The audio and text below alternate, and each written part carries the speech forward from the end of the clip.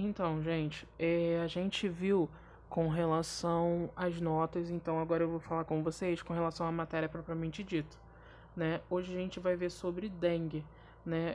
A principal característica que a gente vai ver sobre dengue em específico já vai ser logo no segundo slide, que é com relação a ser uma doença infecciosa febril, né? Então, o que seria uma doença infecciosa febril aguda, né? Ou seja, causa febre, né? Então é o principal, no caso, sintoma que a gente vai ver de uma pessoa que tem dengue seria a febre.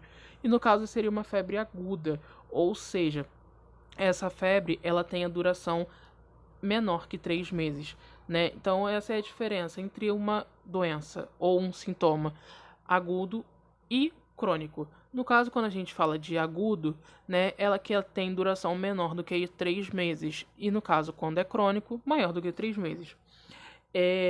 Quando a gente fala da febre em específico na dengue, ela tem duração no máximo, né, de 7 dias.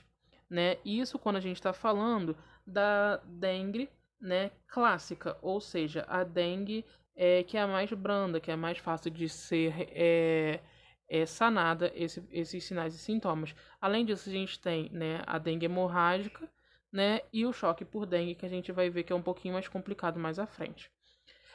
O causador, né, da dengue, o agente etiológico, no caso, o agente etiológico seria, né, no caso, o Aedes aegypti, né, e esse Aedes aegypti, ele vai transmitir, ele vai ser o vetor, né, principal para poder infectar, no caso, o ser humano, né, e normalmente, né, essa infecção, como a gente vai ver um pouquinho mais abaixo, ela tende a ficar incubada por volta de 7 dias, né, de 6 a 7 dias. E somente a partir disso, né, que esse indivíduo está nos seus primeiros sinais e sintomas, né? E aí o que acontece? Os Aedes aegypti, né, que vai causar essa determinada doença, ele basicamente ele vai ser vai ser fêmeas. Da mesma forma como a gente viu nas aulas anteriores sobre malária, né, os Aedes aegypti também é, vai ser transmitidos, né, somente por fêmea, tá bom? E aí o que mais nos interessa é com relação à questão das manifestações clínicas, né? Ou seja, saber classificar com relação à questão dos tipos de dengue, né? Como eu falei para vocês lá em cima, existem a dengue clássica, né, a dengue hemorrágica e o choque por dengue, né? Com relação à dengue clássica, que é o mais comum que as pessoas têm, né? Como eu falei lá no início, o principal, né, problema com relação à dengue clássica seria a febre, né? E aí essa febre, ela tem geralmente, né, uma temperatura entre 39 a 40 graus. Além disso, a gente vai ver que existem outros sinais e sintomas, né, que são associados, que seria, né, a cefaleia, lembrando, termo técnico para dor de cabeça, né, prostração, que seria, né, a pessoa ela vai ter um mal-estar contínuo, mialgia, né, dores musculares e artralgia, né, com relação às questões das dores articulares. Então, diferença, né, só para a gente entender melhor, entre mialgia e artralgia, né, mialgia a gente está falando de dores musculares, artralgia a gente está falando de dores nas articulações. Ou seja, né, normalmente as pessoas que têm dengue, ela vai sentir muita dor, né, corporal. Além disso, né, existem alguns casos em que a pessoa vai ter a dor retroorbitária, que seria, né, no caso, uma dor atrás dos olhos, né, mas não é muito comum, né, somente algumas pessoas. Né? A gente vai ver também que é muito comum a pessoa ter exantema. O que seria exantema? Né? Basicamente é manchas no corpo, né? Manchas avermelhadas no corpo. Né? E aí a gente vai ver que esse quadro, né, ele pode apresentar também, né, diarreia e vômitos, né? é clássica ter todos esses sinais e sintomas, né? E aí essa duração, como eu falei para vocês lá no início, normalmente é de 5 a 7 dias. O problema todo é que essa dengue clássica ela pode se agravar, né? E aí a gente vai ver, né, que normalmente quando se agrava a gente está falando com relação a uma dengue hemorrágica, né? E como, né, no caso, vai se causar uma hemorragia, né? Normalmente, gente, a principal problema com relação ao indivíduo sair da dengue clássica para uma dengue hemorrágica seria com relação à baixa da plaqueta, né? Ou seja, a gente tem um termo técnico chamado plaquetopenia, ou seja, rebaixamento, diminuição do número de plaquetas, né? Então, normalmente, o nosso número de plaquetas, né, do ser humano é entre 150 a 450.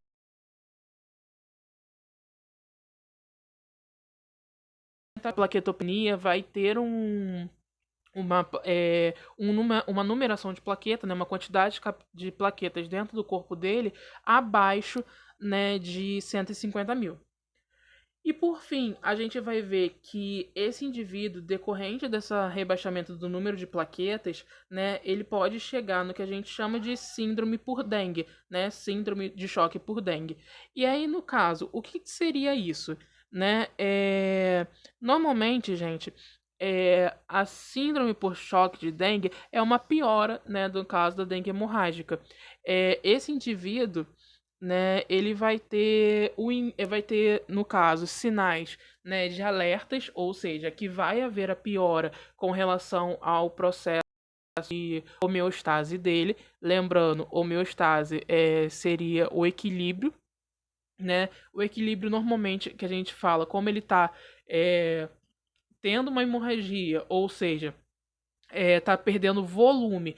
Então, normalmente, esse choque vai ser um choque, né, de volume, que é o conhecido como choque hipovolêmico. Então, ele vai ter o que a gente vai ter de sinais de alarme. Né? Ou seja, normalmente esses indivíduos, né, vão apresentar sinais que a gente conhece como sinais de alarme antes mesmo de ter o choque, ou seja, antes mesmo de ter um verdadeiro agravamento.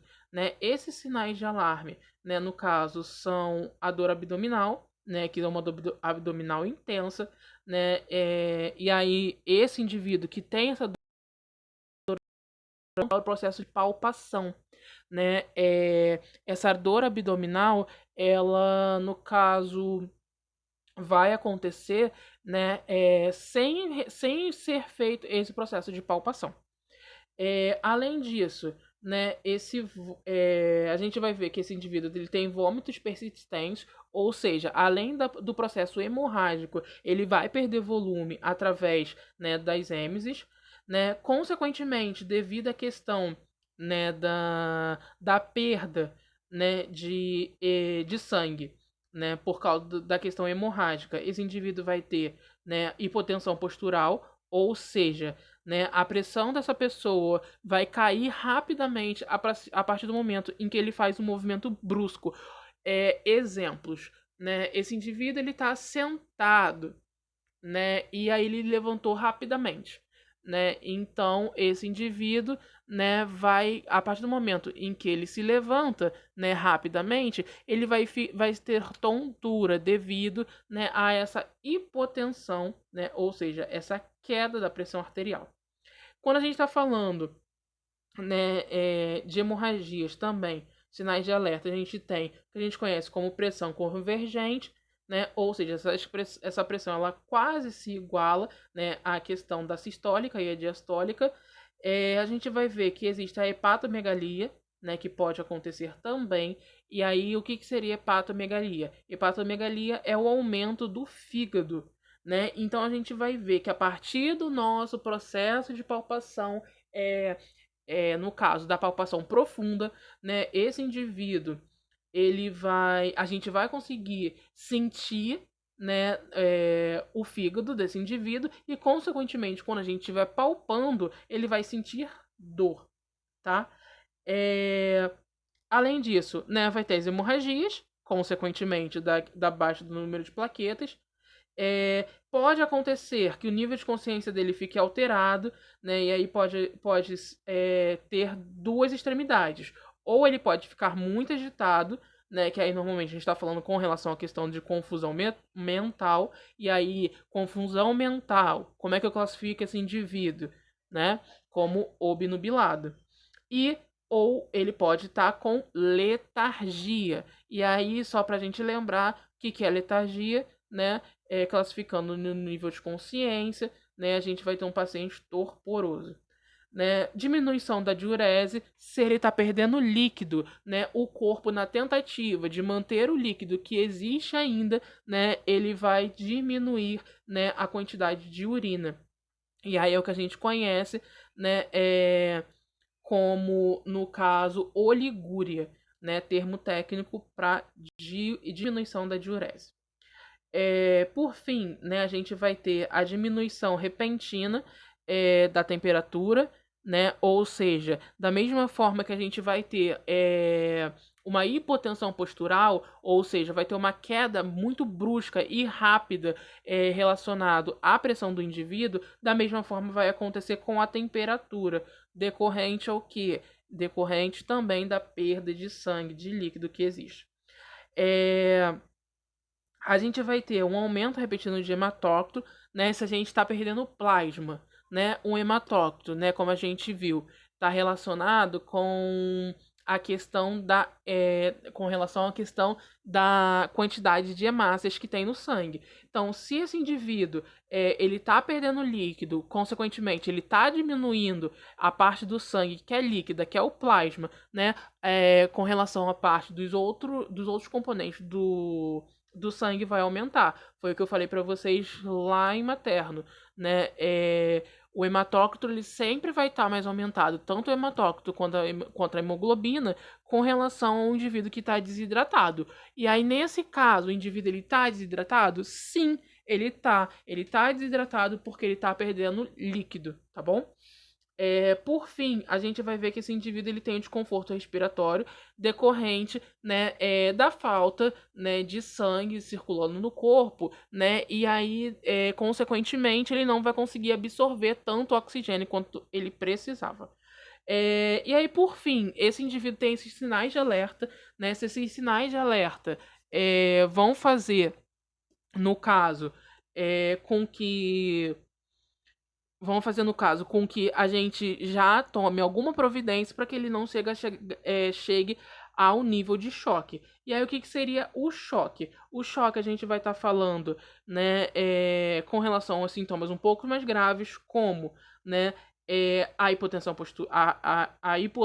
arterial, ou seja, não é somente durante os processos, né, de levantar repentino, e agora sim vai ser a todo momento, né, a pressão arterial convergente, né, e aí quando a gente está falando de pressão arterial convergente, é quando elas se diferem menor do que 20 milímetros por mercúrio, ou seja, né, sistólica, né, e diastólicas estão praticamente se encontrando. Um exemplo disso seria, né, uma pressão, né, 80 por 70, né? Ou seja, 80 menos 70 dá 10. Então seria menos do que 20 milímetros por mercúrio, que aí seria classificado como convergente.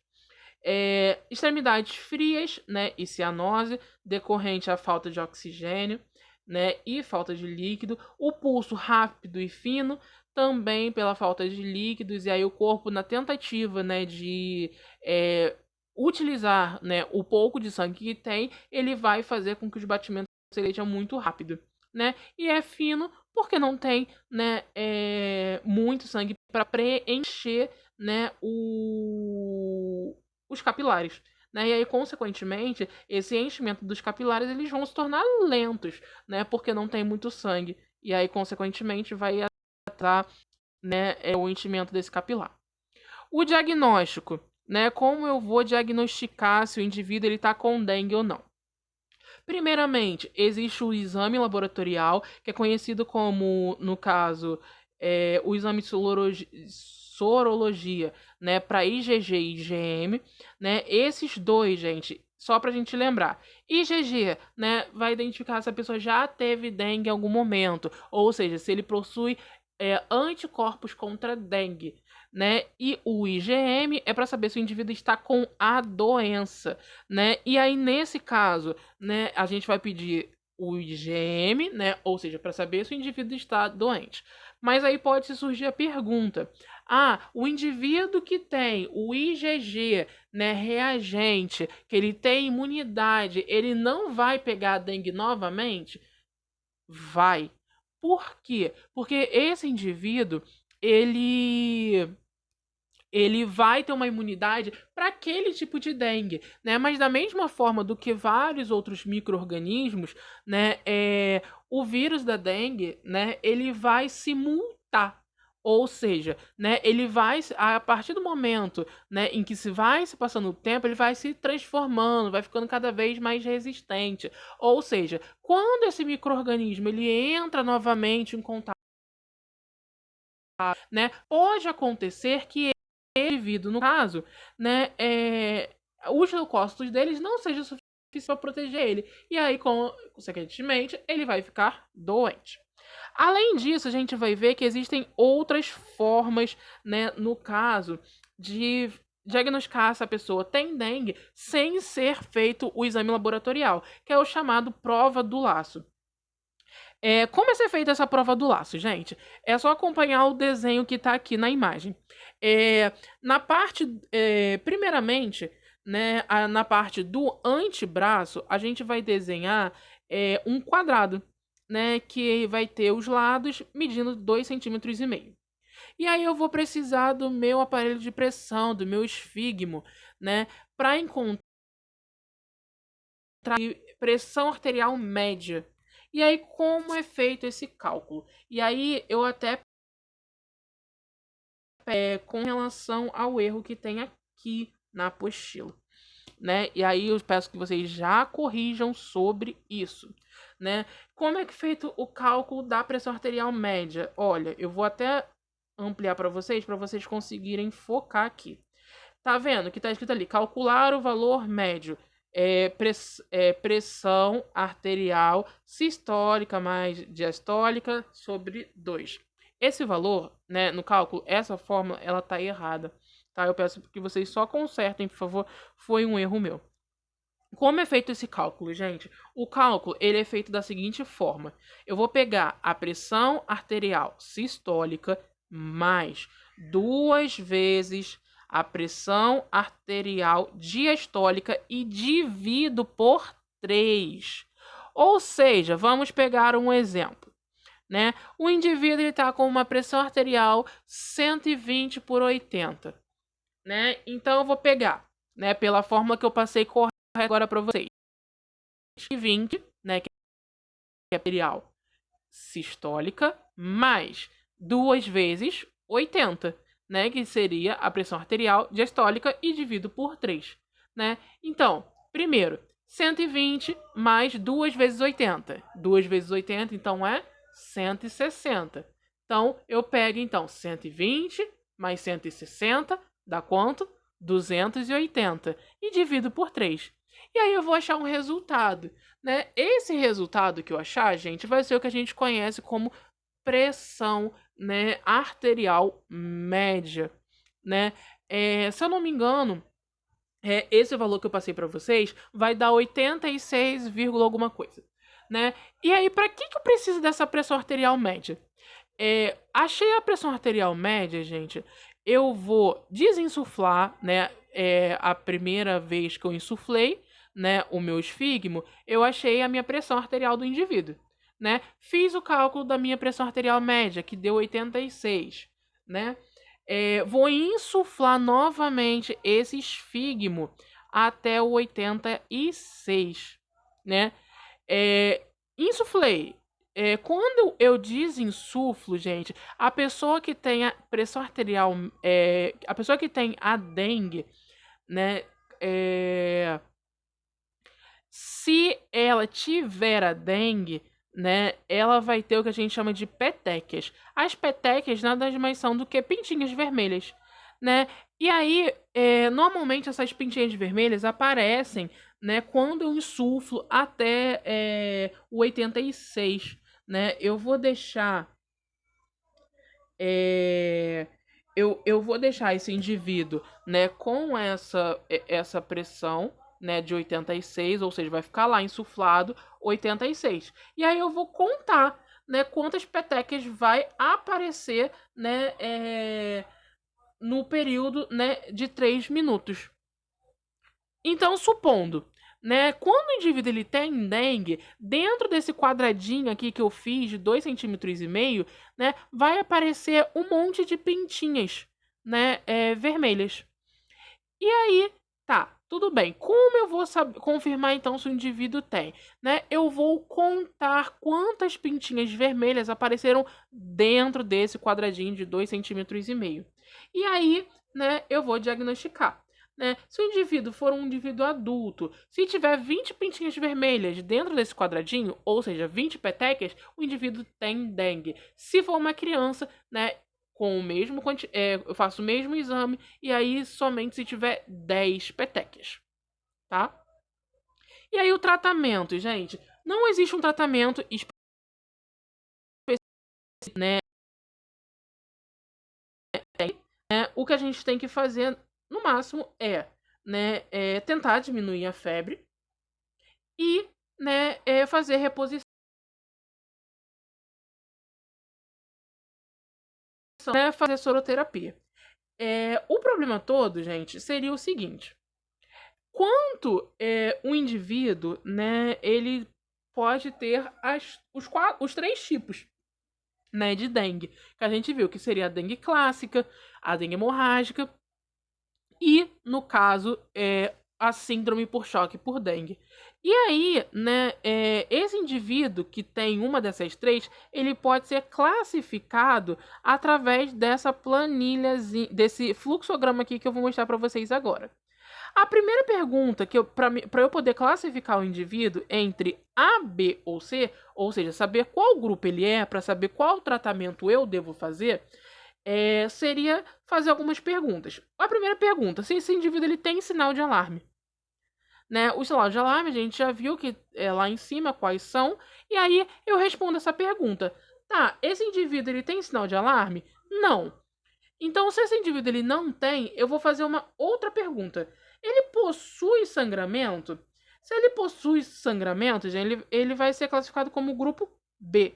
Se ele não possui sangramento, ele vai ser classificado como grupo A.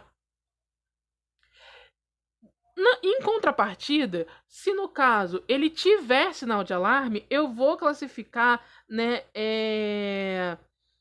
eu vou classificar como 2 grupos, o C ou o D. O C, gente, seria pessoas que têm sinal de alarme e não têm sinais de choque, diferente do grupo D, que são os mais graves, que seria, no caso, o indivíduo que ele tem sinal de alarme, mas também ele está com sinal de choque. A partir disso, eu classifiquei o indivíduo dentro desse um desses grupos, gente, eu vou saber o que fazer com ele, né? Se a gente perceber no grupo A e no grupo B, né, a gente pode fazer o que a gente chama de hidratação oral. Ou seja, né, no grupo A e no grupo B, eu posso ser líquidos, né? E aí a gente está falando com relação à água, a suco e também a soroterapia por via oral. Diferente de quando a gente está falando do grupo C e D, que são pessoas que têm o sinal de alarme. Ou seja, se ele tem o sinal de alarme, ele pode sim ficar mais grave. Né? Então, consequentemente, eu preciso ter um cuidado maior com ele. E qual seria, no caso, esse cuidado? Fazer uma hidratação venosa, gente. Não deixar que esse quantitativo de líquido, né, venha diminuir a tal ponto que chegue, né, ao sinal de choque, que seria o grupo D, né? Mas mesmo assim, né, para as pessoas que estão no grupo D, a gente vai fazer soroterapia, né, para não deixar que caia mais esse quantitativo de líquido e tratar, né, as outras consequências que podem vir surgir, né, como a gente viu, né, existem outros sinais e sintomas, né, pela questão do agravamento que não vai estar relacionado a somente a perda de líquido. E aí, a prevenção, acredito que todo mundo já conhece, todo mundo já viu, né, que seria, né, com relação à questão da água parada, né? E aí, esse indivíduo, né, garrafas, latas, rodas, e enfim, que tenha que possa trazer o acúmulo de água, né? A gente tem que orientar esse indivíduo, né, a duas coisas. Dois, uma, né, você fazer a eliminação desses objetos, né, principalmente se for latas, garrafas vazias, né, que não existam motivos para estar ali, né, e aí até mesmo a gente pode falar com relação à questão de higiene, né, até mesmo para proliferação de outros micro-organismos e outros insetos, né, e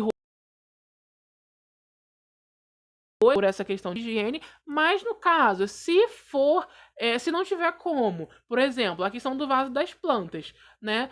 É muito comum, principalmente idosos, né, ter vasos de planta em casa. E aí, nesse caso, a gente pode dar orientação para colocar terra, né, para evitar esse acúmulo de água, né? Então, é, a gente vai ver que existe hoje o que a gente chama de agente de endemia. Esses agentes, ele vai auxiliar e orientar, né, com todas essas precauções que eu falei para vocês, né? E aí, consequentemente, vai tentar evitar com que esse indivíduo ele seja contraído com a dengue. Mas é super importante a gente conhecer também esses métodos preventivos, né? E aí, né, qual seria, no caso, gente, a nossa importância, né, relacionado à enfermagem sobre a dengue, né? Primeira coisa, né, a gente vai fazer, primeiramente, dentro das nossas atividades, questões de orientação, e aí foi o que a gente viu lá na matéria passada, lá em saúde coletiva, né? A primeira coisa que a gente tem que fazer é a prevenção, né? Ou seja, fazer o que eu falei nesse slide anterior, né? Fazer com que esse indivíduo ele não contrai. Se ele contraiu a dengue, eu posso pedir para ele poder, eu posso orientar ele a fazer a soroterapia oral, se não for grave, ou até mesmo fazer a punção venosa com a soroterapia, tá? Segundo a prescrição médica.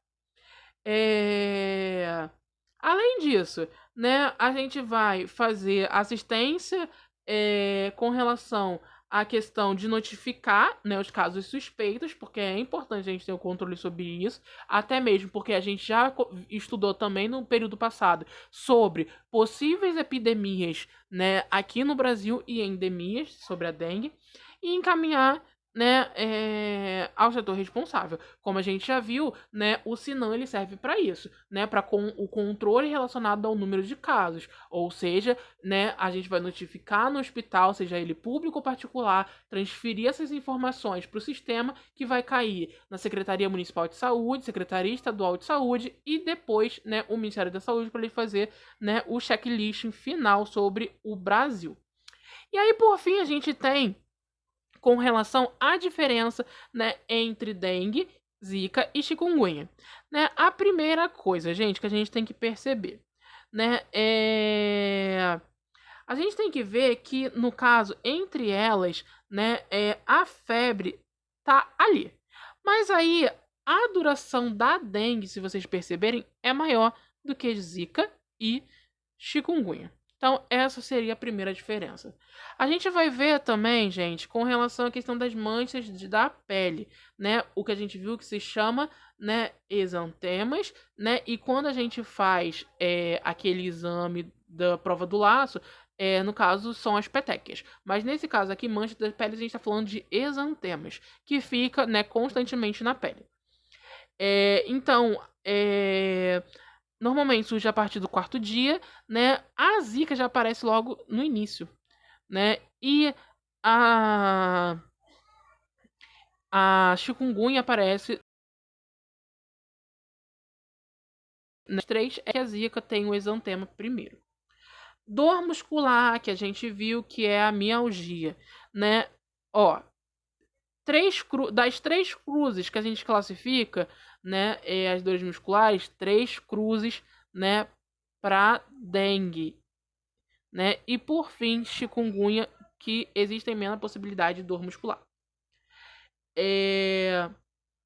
Dor nas articulações, né? A gente praticamente não tem, né, na dengue, né? Diferente que acontece na chikungunya, né? Então, gente, por que essas pessoas normalmente que têm chikungunya fica com dor por muito tempo, né?